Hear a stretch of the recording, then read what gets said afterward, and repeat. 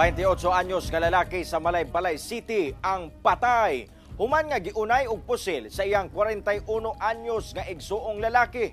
Rason sa krimen ang giingong pagpanghasi kuno sa biktima nga iyang tigbason ang laing igsuon niini. Aniya ang akong report.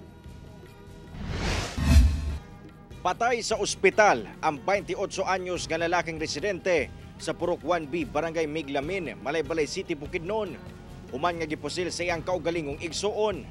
Nahitabo ang krimen pasado alas 8 sa buntag adlong Martes. Hinoon, nadakpan sab ang sospek sa krimen nga mao ang 41 anyos nga igsuon lamang sab sa biktima. Migawa sa investigasyon sa PNP nang hasi kuno ang biktima o gisulayan og tigbas ang iyang 33 anyos nga igsuon. Rason nga napusilan kini sa sospek. Langhara sir, may bit-bit na bolo sir. Parang may misunderstanding sila magkakapatid sir. Pagresponde sa kapulisan, nadala pa sa ospital ang biktima apan namatay gyapon kini human mawad-an og daghang dugo. Igo sa tuong lubot nga milaho sa tuong paa ang nahiuguman sa biktima.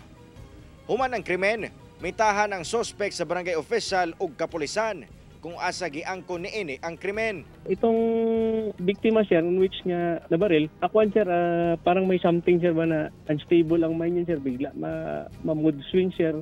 Okay. Parang kulang sa ata sir. Hindi pa siguro na pa-check up nila sir, may something sir ba na accordingly sa mga relatives nila sa area. Na-recover sab sa kapulisan ang pusil nga gigamit sa sospek nga iyang gilabay sa kasagbutan human ang pagpamusil. Kasong murder ang atubangon sa suspitsado. Cyril Chavez, 1 Mindanao.